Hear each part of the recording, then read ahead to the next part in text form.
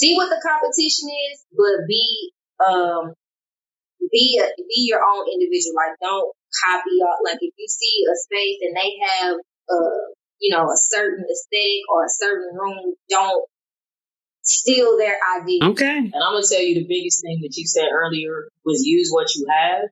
A lot of us don't do that. We don't use what we already have. We're all given talents, all of us. Each of us are given talents. The question is, what do we do with those talents? Do we hide them? Do we say they're not good enough? Do we, just bury them? It looks like to me, you said, no, I'm gonna go ahead and use my talents. Yeah, and that's what's really inspiring. Yeah, I had to figure out what it was. He kept saying, use what you got. What do I have? What do I have? So, I mean, literally that funded Stage My Nest 100%. No loans, no PPP, no nothing. I ain't got but that wasn't for me. But yeah, like when they say got it out the mud, that's really.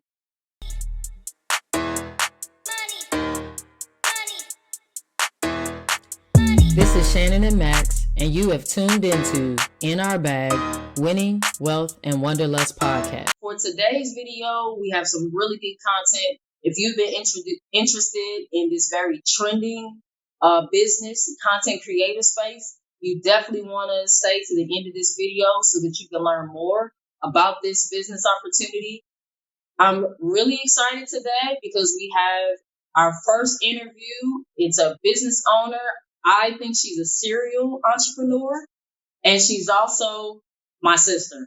So she has definitely been in business for some time. She's been in business dating back to 2011. And so she's had multiple businesses. We're going to talk a lot about some of the businesses that she's had. We're going to talk about the current business that she's in. And then she's going to also share with you this very, very, very trending business opportunity. So please stay tuned. So today we have Candace, who is the owner of Stage My Nest Furniture, Home and Decor. She's also the owner of Ragdoll's Boutique, and she has several businesses that she's working on right now. And so, Candace, how you doing today? I'm doing well. Thanks for asking. Yes.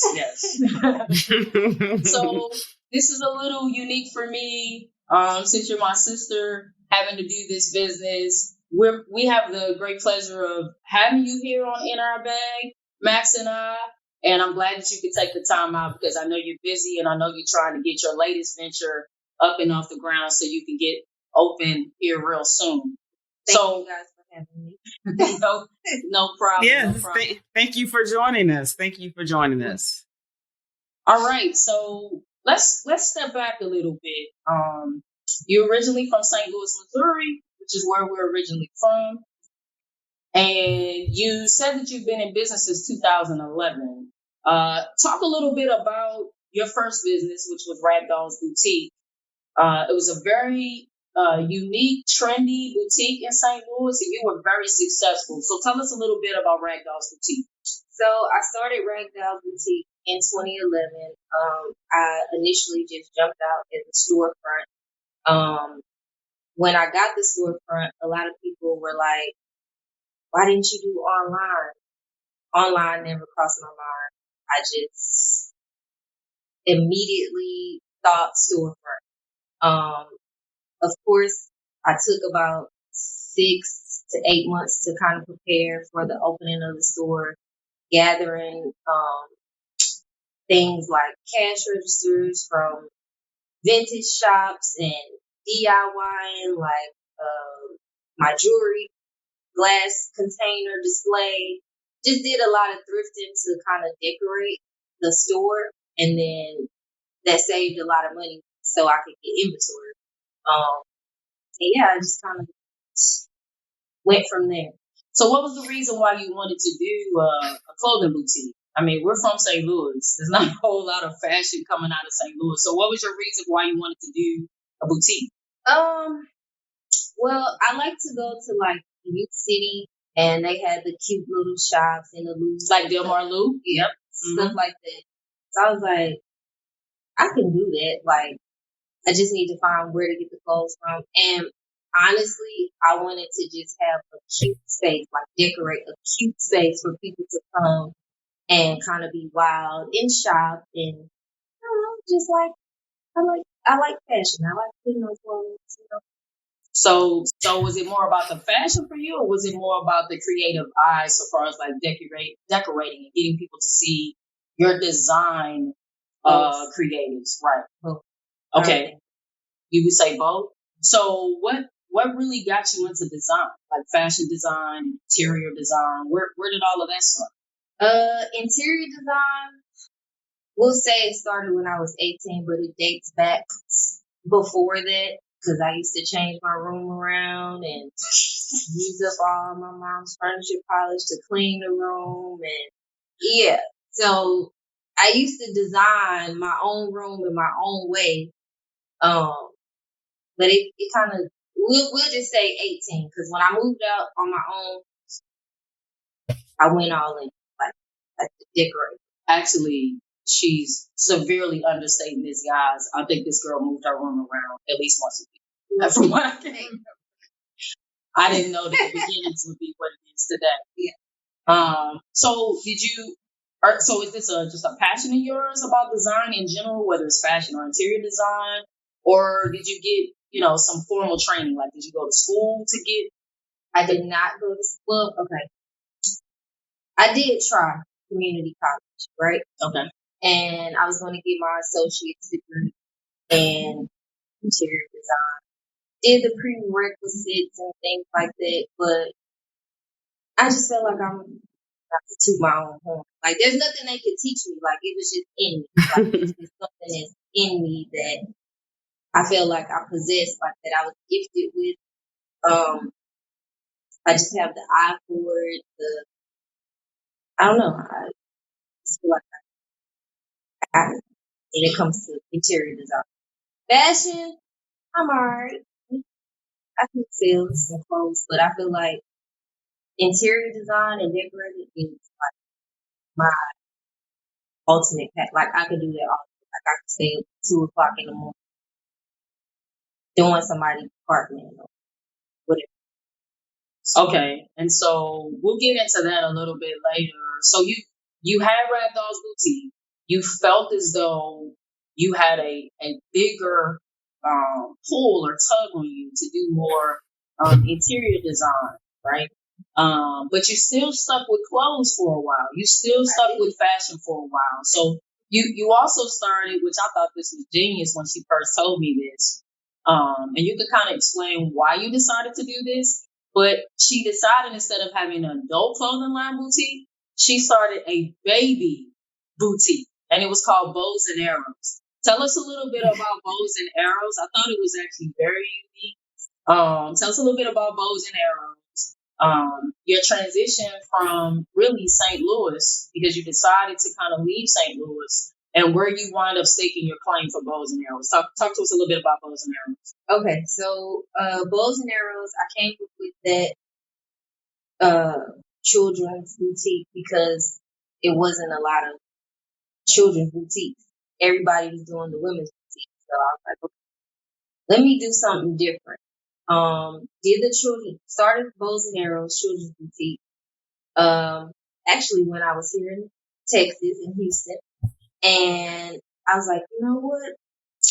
Let me start doing street fairs in New York. Why? Because I often travel to New York.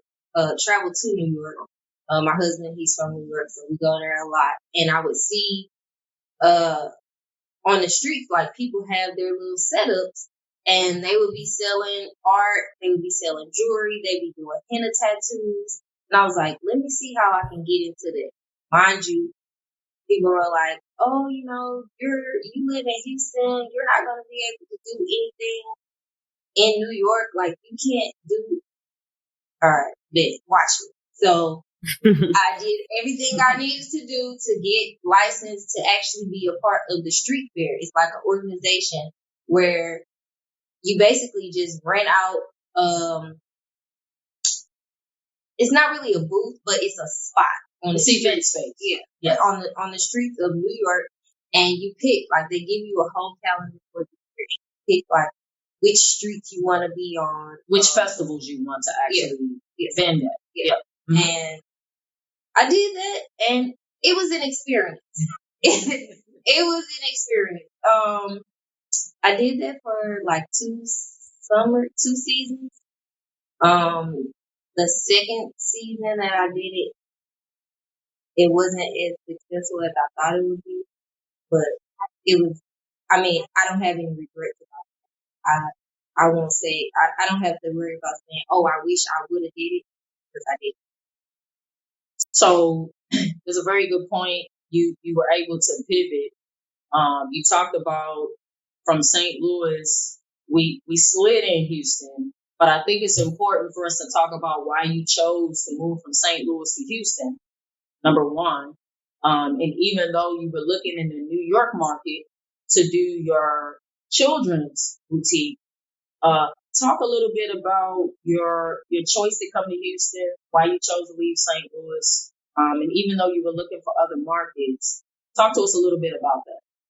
I chose to leave St. Louis because I feel like I pretty much accomplished as much as I could there. I outgrown that space. I came to Houston for more opportunity, bigger city, more highways, more traffic, more. And initially, when I came to Houston, my mindset was, oh, I'm gonna just shut down my storefront in St. Louis and open a storefront in Houston. Well, when I came to Houston and they told me the price of spaces here, I would probably have to live there. Operate the business. So I was like, well, let me just go on. Let me just do it online, and that thing that everybody was saying when I opened the storefront kind of resurfaced itself. So now when they originally told you to open ragdolls and do it online, now that it came back, so I just started doing it online, and I did okay. It was okay. It wasn't like enough to like quit a job. But I did. So your storefront in St. Louis was more successful than your online store that you were operating out of Houston? Yes. Okay. Interesting. You decided, you know what? I still think this is a much bigger market. Yeah. And I'm willing to go ahead and transition and move, even though I'm taking a huge hit because of revenue and how successful I was in St. Louis. I still feel that Houston is a bigger market. Which in general it is because the population is bigger, of course. And I just feel like for me to get to where I envision my life, I have to think outside of my zip code. Like I have to think outside of my city.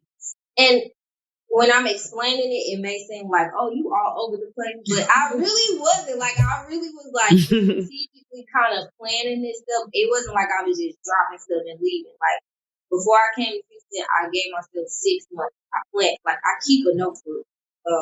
Okay. Like I keep a notebook. So wait. Let's talk about some of those things. I think that's very important. Let's talk about some of those things that you had set up in those 6 months. Like, so were there certain goals that you wanted to hit? Like, did you have an order of things like save a certain amount of money or, find your space? Or I think that's a good tip for entrepreneurs. So that's the thing. When I said I wanted to come to Houston, I did set like a deadline, but then my father got sick and he was in the hospital for like 30 days and he passed and that was a whole deal. Yeah, but that caused a delay. Yeah. But sometimes we plan stuff, but then God's plan is always better than our plan. So right. Yeah, I had stuff like written down in my book and how I thought it was gonna be, but then things were shifted because it's all in His timing, like how He wants you to move and how He wants things to be set up. Even when I came out here, like I said, I told myself, oh, I'm gonna get a storefront. And that's what I thought I was going to do. I thought I was going to get a job right away. That didn't happen. I didn't get a job till 6 months later. Like, but my husband got a job in like 4 days after me. So, I mean, it all just worked out like for the good. Like, even though I had a plan, as long as you have a plan and then you allow God to kind of intervene, it all worked out. So that's an important point too. I talked about you pivoting earlier, pivoting from St. Louis to Houston, right? And then pivoting from a women's boutique line or women's boutique to a children's boutique. And then yet again, you had to pivot even when you got to Houston. I want you to talk a little bit. What did you do in the interim? Because your online clothing sales wasn't doing that. What did you do in the interim to kind of make up for what, which I know it did make up for what you were doing in St. Louis with Ragdolls, because Ragdolls was very successful. But what did you do in the interim using your design passion? What did you do in the interim to kind of bring in sales and to kind of keep the business going, keep your business afloat? What did you wind up doing in the interim? So I had to get a job. Well, yeah, I had to get We're not talking about the job. Let's talk about your decor, where the decor stuff starts to come into play. Okay, go ahead. I got a job at a pest control company. I don't even like bugs. I worked there for 4 years, but I promise y'all, like the girls that were working in the office with me, I was the office administrator. They used to see me in there. I mean, we would do stuff together. Like we redecorated the whole front. Like it was my idea. Arranging the pest control place. Yeah. So it was still pulling on you, like you need to be doing something else. I promise you, like I would be sitting at my desk and I would be taking calls, and while I'm taking calls, I'm making books, decorative books. There we go. And that's where I got the name and the idea to start Stage My Nest. It was 2016. I was working. I was on the clock. And I was like... And you were making decorative books while on the clock for someone else. I was, sorry. But we can talk about now because, you no longer work at the pest company. So, yeah, but sometimes you got to do what you got to do. You got to... 2018, I started working. Yeah. Okay. Yeah, sometimes you got to use a little bit of that on-the-clock time to get your dream fulfilled. So. I was a good employee, but I just... for me, I'm gonna just speak for me because everybody, I just felt like, I don't know, I just felt like I'm too creative to be stuck here. Like I feel stuck. Like I'm just here all day making somebody else millions when I have bright ideas, creative mind. I can make myself a couple thousand. I mean, it might not be millions yet, but we're getting there. Right. So talk a little bit more about the decorative books, right? So you started making those decorative books when? In the office, 2016, in my office. Right. 2016, I started making the decorative books from copy paper and using their ink. And you were using the company's materials too to make these books? So those were your beginning decorative books. You were using the company's materials to make these books. Unbelievable. Somebody utilizing your resources. Okay. Talk a little bit more about, because the decorative books in many ways wind up becoming your signature. You got better with doing those decorative books. Just kind of explain to the audience a little bit about the evolution of those decorative books, in just in general. Okay, so now what is a decorative book? Well, it's not really that. I mean, that is a decorative book, but that's a real. Here is one decorative book. Yeah, we actually sell those. Those are the real ones, though. Yeah, like I made. What happened? I don't think she has. If you go to Stage My Nest com. You'll see her decorative books, but I don't know that we actually have one of those because we're not in Stage My Nest right now. We're actually in her up and coming venture. But yeah, decorative book is a book that people would sit out like on the coffee table, or they sit out on something that and it's custom. Like I do them custom. She does. It's It's like whatever designer names they want, or if they want their dog's names, or their husband and wife's name, or the year they were married, whatever colors. I'm mad I don't have none in there, but yeah. Yeah, but she pretty much customs them. So if you've seen any of the high end fashion designer ones, she makes them. They look very similar, but they're custom made. Definitely. Okay. Yeah. Okay. So 2016 I started Stage My Nest. And what I wanted to do was just do like decorative items and home staging for realtors. I call myself, I proclaim to be an interior designer. I have all the, things that interior designers learn at school. I already got them. Like, such as space plan. I know how to lay a floor. I know how to paint. I know how to plan out pretty much everything. It's not too much I can't do in interior design. So yeah, what you started to do also was to tap in more into that interior design, because you also started to do some staging for people as well. Correct. Yes. Correct. So I staged not only relatives, but like clients. I started getting clients here in Houston, $500,000 homes, $1 million condos.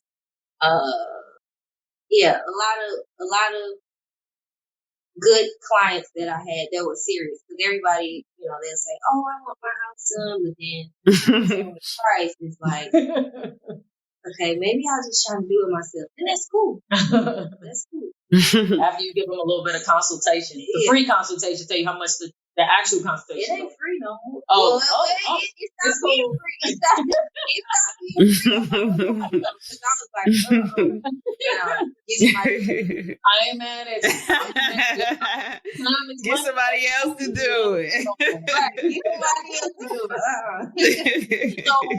So you kind of mesh, like I said, the pivot, and I'm gonna keep bringing up this pivot thing, because you started to mesh the decorative books, you started to mesh the interior design. So your interior design passion came back up, and then you wound up opening Stage My Nest. Though when did Stage My Nest come about? When did the Stage My Nest furniture, home and decor concept and business come about? All right, so 2019, I helped out a relative, and I literally did her whole apartment in like a week. Made headboards from scratch. Did the whole 9. Like when I got done, it looked like she was there for already living there for 6 months, and she had just moved in like that week. Nice. And I was like, you know what? My price is just that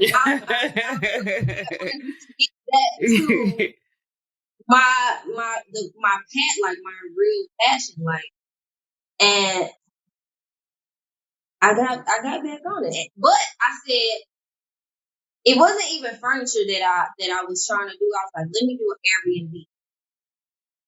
I know I sound like I'm all over the place, but I promise y'all I'm not. Like I was like, let me do an Airbnb.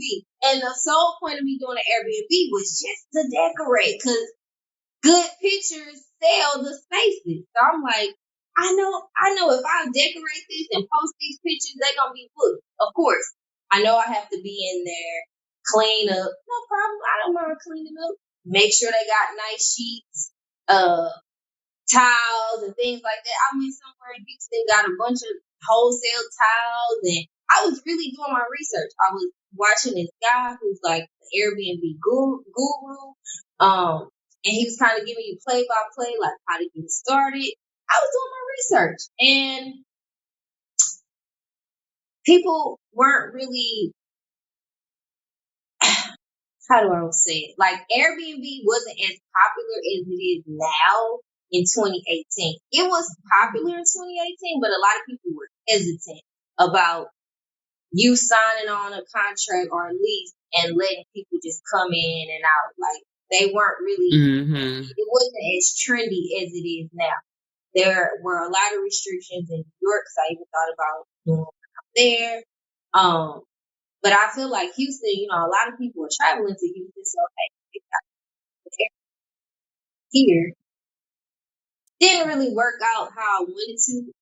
That's not a dream that I have given up on, but I kind of just put it on hold for a second. So, but what caused you to switch from thinking from the point of view of I just want spaces to decorate to I can actually decorate multiple piece of spaces by offering Stage My Nuts? When did the idea and concept come to you? And how did that actually come about? When I got tired of people telling me they don't do it, I was like, well, I'ma just, since I only want to decorate, I'ma just set up something in the garage, some furniture in the garage. And my thought of getting furniture was to have it imported from China. And once I did my research on that, that's not really how you're supposed to do it unless you have all these different licenses, and it's a big thing. But nobody told me anything. Like I had to do my own research. So I went from wanting an Airbnb to saying, okay, well, I just decorate a little area in my garage and sell some of the pieces while decorating and offering services of staging and interior design. And then I rode around and I saw a space and I was like, hey, this might work for a startup. I didn't really know what I was getting into because I didn't know how to source, is what they call it. You didn't know anything about the furniture. Yeah. I knew nothing about the home decor. Yeah. Well, not as much as sourcing. I know how to decorate, but I didn't know how to like actually get the pieces at wholesale pricing and resell it. Like I didn't know nothing about it. But I knew I had to get this space, secure this space, and lock it in and figure it out as I'm going. So that's kind of what I did. So you see a storefront. You say, okay, I'm gonna get this storefront. I don't know much about this business. It sounds like to me, a repeat process. Because how long did it take before you actually opened that storefront? A year. A year and a half. So what were you doing for that year and a half? Okay, so for the year and a half, because I had $0, right? $0. God kept telling me, use what you have, use what you have. I'm like, what do I have? I don't have nothing. Like, God, you keep giving me these ideas, and you're not making the bank account, man. So what is it that I have?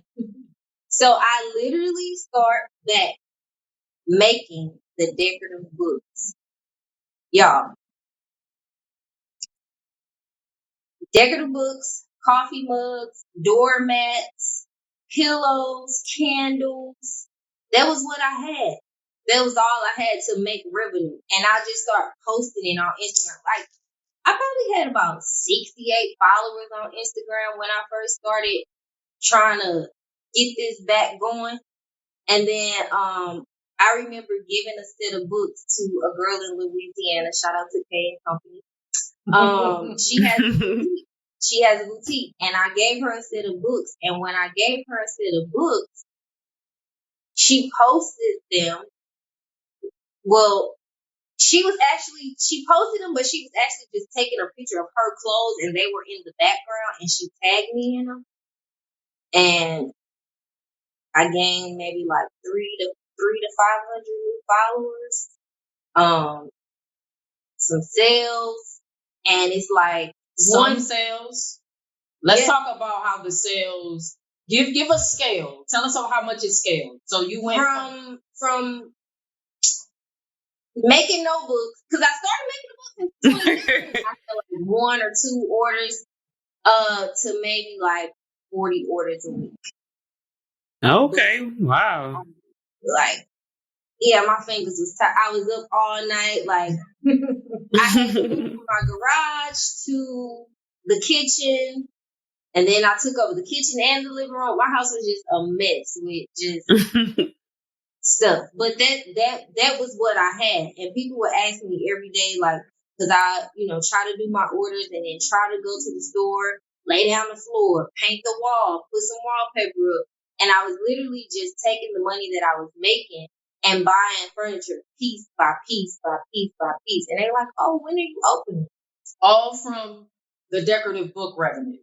Decorative books, the doormats, the candles. And you were saving money by using your interior design experience, painting yourself, putting the floor down yourself, putting up the wallpaper yourself, pretty much doing all of that yourself.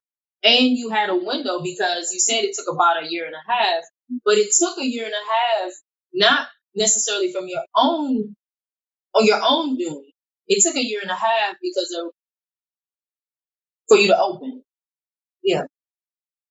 No, because wasn't there some issues or something with because it's a new location, right? Yeah, there was a little issue. Not much, not like here, but it was a little issue. But shoot, it took that long because I didn't have.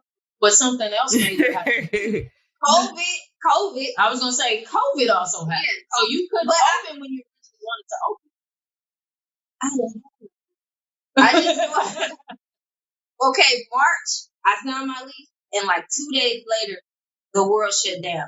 So it was like devastating, but then it was like kind of like a win-win because now everybody at home and they looking around like, oh, I don't like those pictures. I don't like those things. That's what I'm trying to talk about. Yeah, and it took me a while because I started the business just with the handmade items that I knew would fund the business.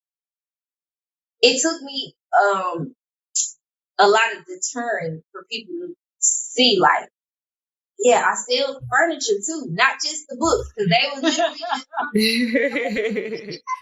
you got the books. Yeah. And it was just like, so I had to literally take everything off my site except for the books, because if I didn't, I would probably still be, honest, the premium version of your image. I just had to like put it down. I mean, people were just okay, which is good. Like, I'm very appreciative. I'm humble. Okay. Okay, it's a good story. That's very interesting how you pivoted and how that one little post kind of was like the rocket to kind of shoot your business off. Like, yeah, the spark. So that's, kind of motivating for other people too. Like, it only takes, you get your stuff in the hands of the right person, and that could be what you need to get your business going. So that's awesome. That's really cool. Okay, so you open stage my nest. Finally, as COVID happened, finally open stage my nest. So now you have online sales and you have the storefront. But you're also doing, which I think is amazing, you're also doing mentorship. You're doing one-on-one coaching. Talk to us a little bit about that and your consultations. Talk to us a little bit about what you're doing with that and why you chose to post it. Okay, so for me, because, like I said, to inspire someone else, a lot of people think that, for the record, it ain't nothing cute about starting a business with no money. Okay?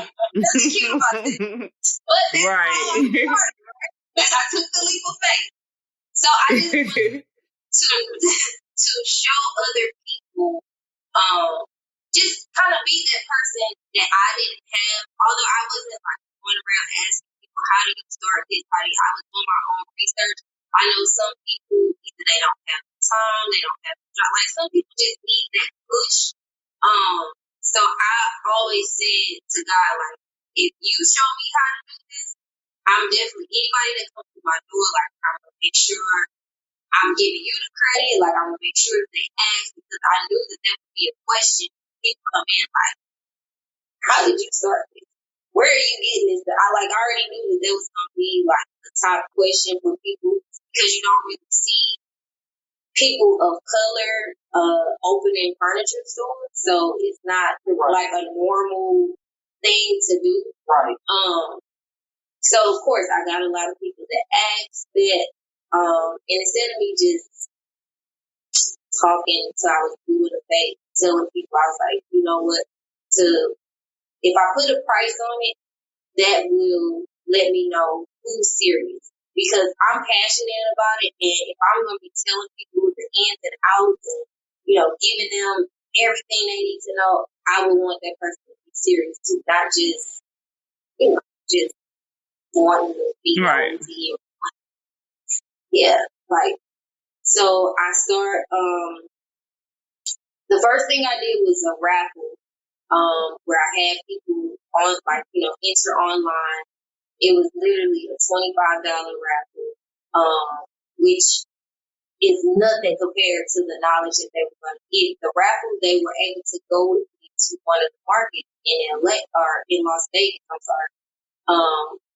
and just see hands on like what all entails when you're sourcing for furniture, when you're meeting with these vendors, when you're getting all these different connections and things like that. In the Vegas showcase. Right.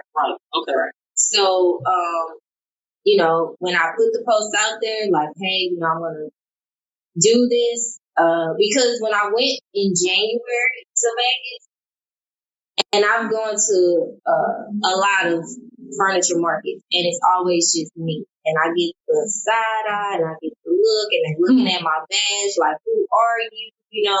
And I was like, I just kind of want to change the narrative and have it, more of us in it, like, that's the normal, that people not looking at you like, what you doing in here? Like you don't belong. Yeah. Right. So. Or that you can't be there. Exactly. Right.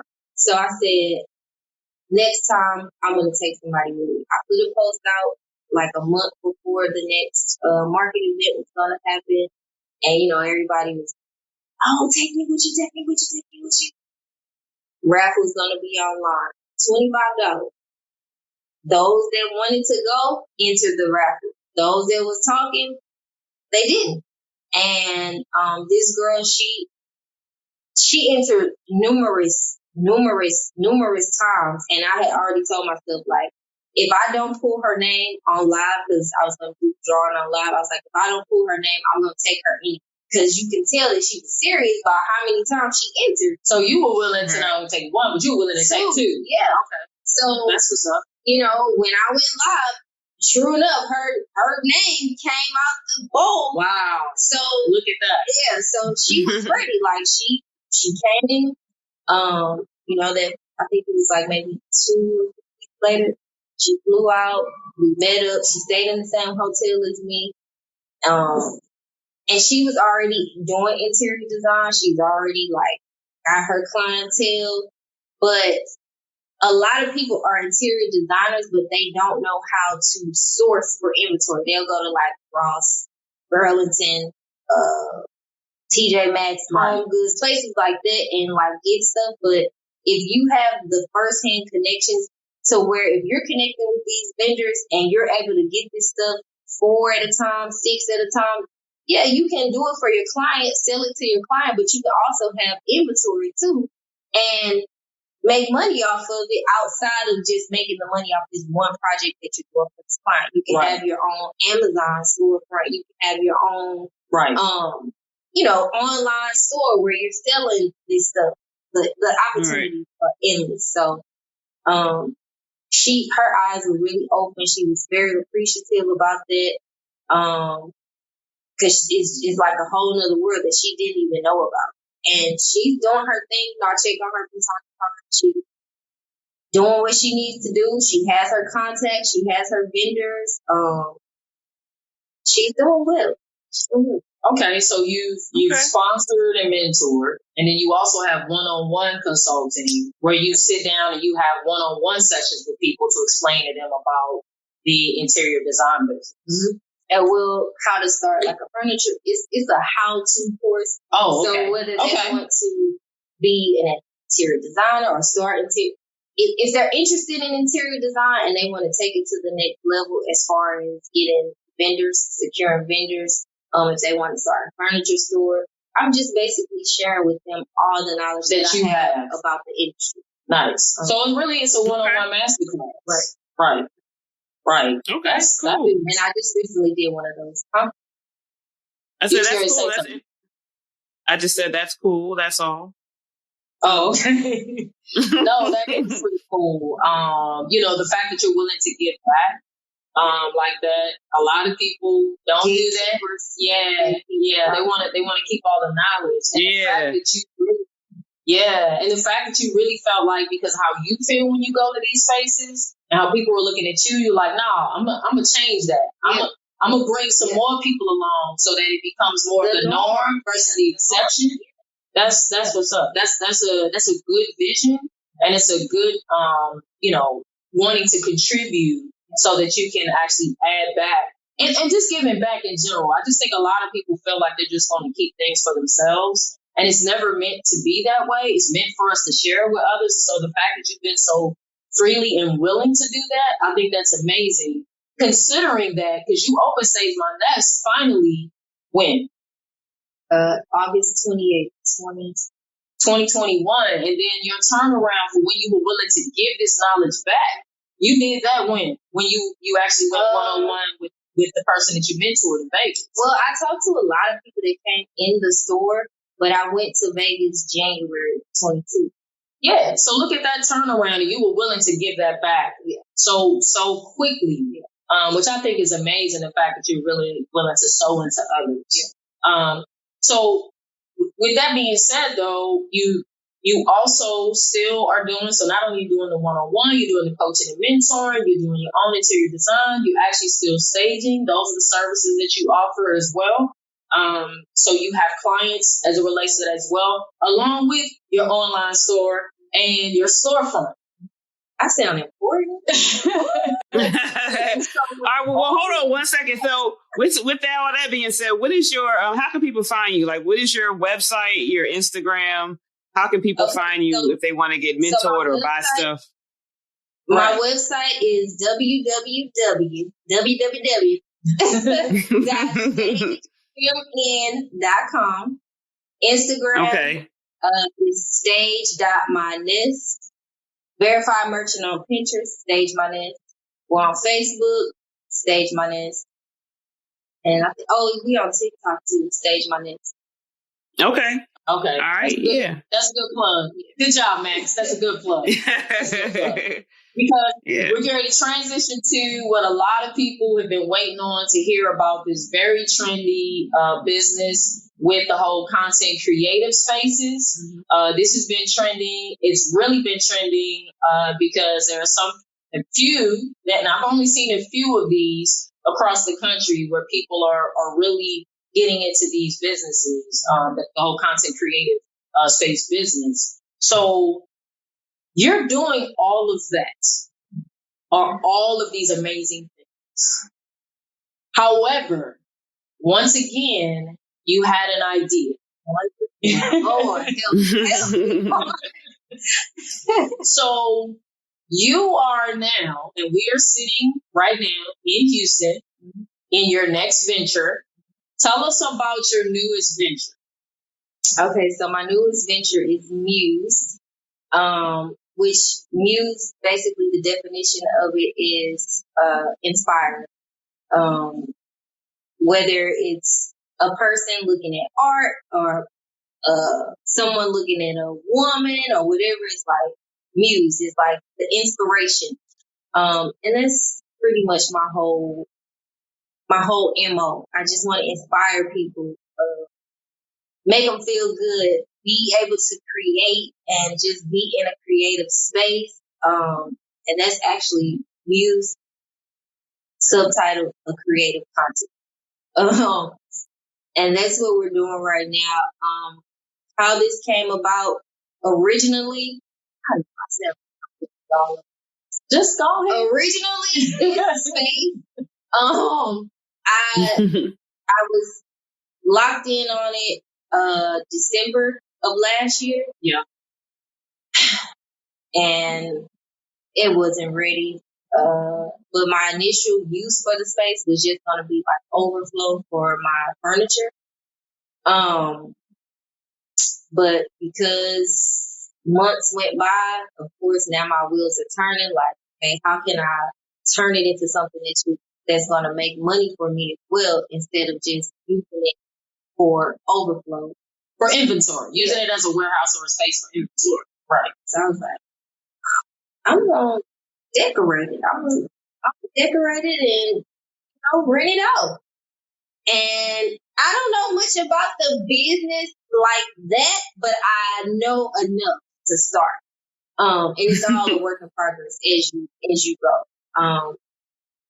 I know I got good sets, good ideas, and to me, just like with the Airbnb, basically this is the short term of Airbnb. People don't stay here overnight.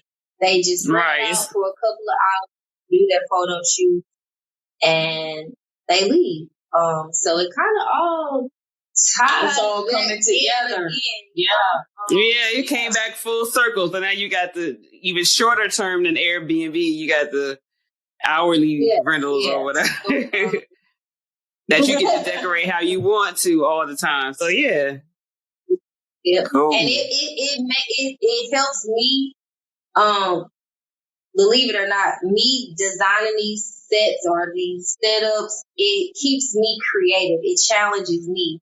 And then when people come in, they're so wild, and just getting the feedback from, people that come in the store. And I'm sure when they come in here, what they'll say, even like some of the other tenants in this strip, they come and they're like, oh my God, like, you turned this into this, like, and it's not even finished. It's just like a couple of rooms and bathroom and stuff, and they're taken away.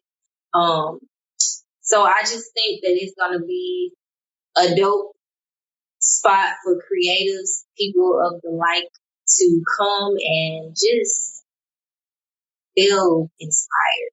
So what services are you looking to offer for this space? Like, or who are you looking to want to actually utilize this space? Photographers, models, people that want to do a birthday photo shoot, people that want to have meetings.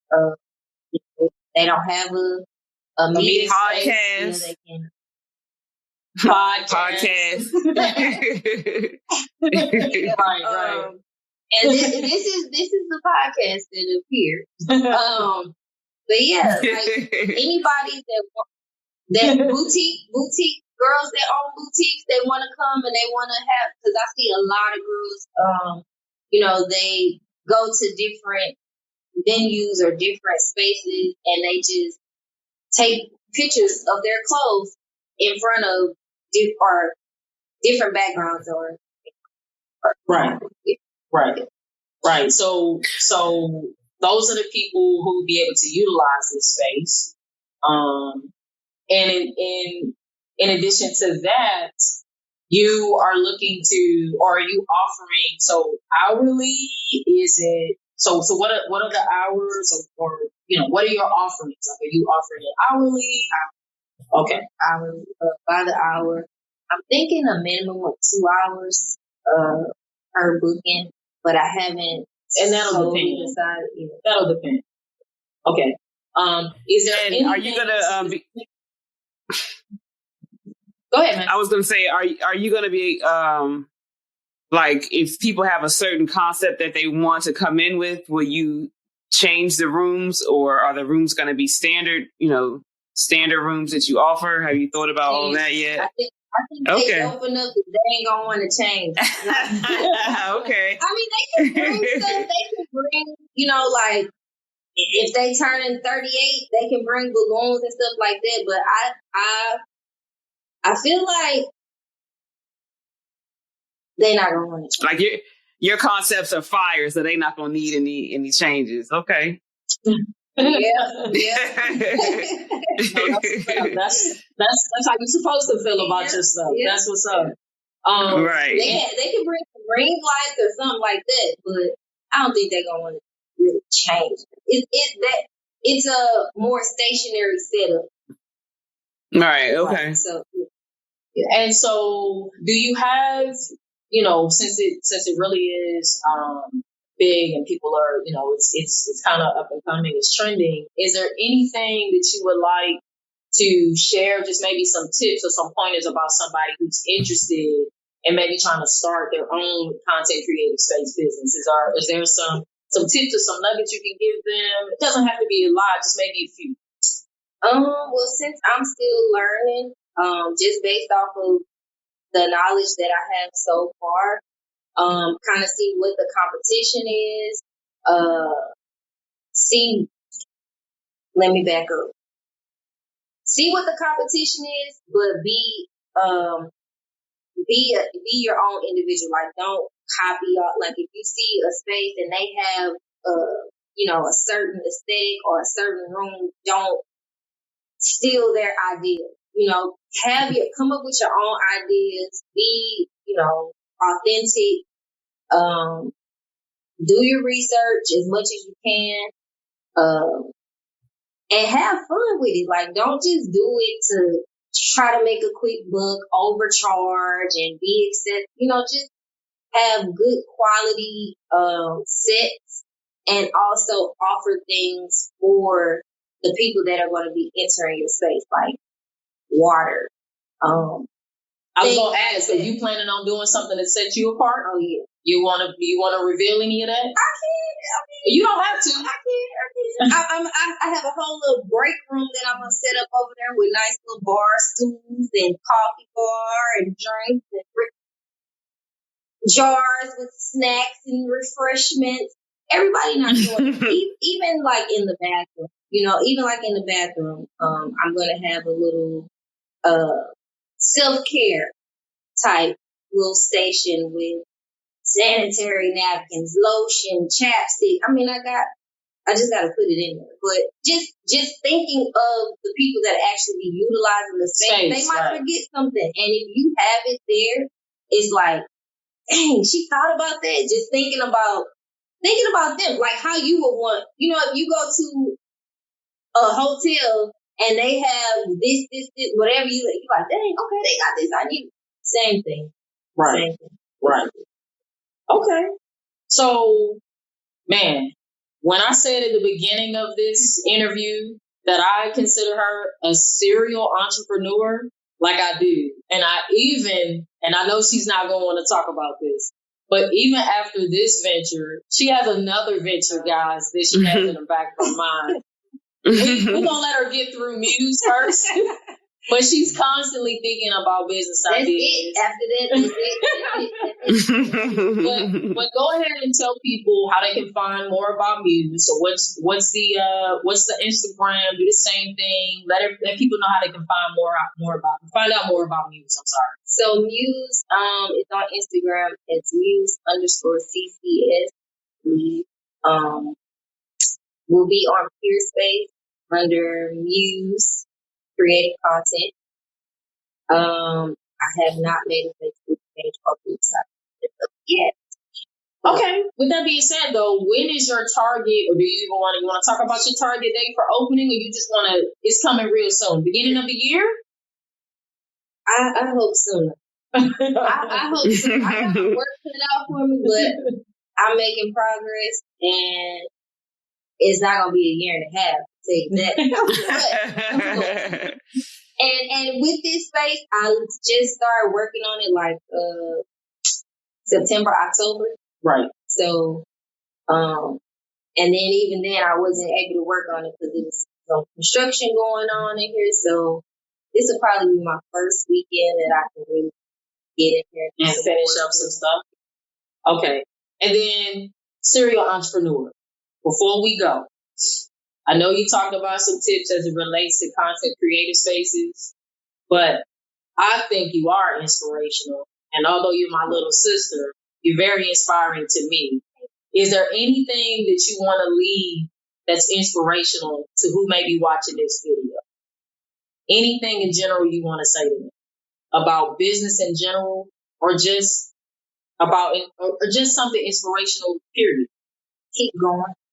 Keep going. Even when it don't look like it's going to work out, just keep going.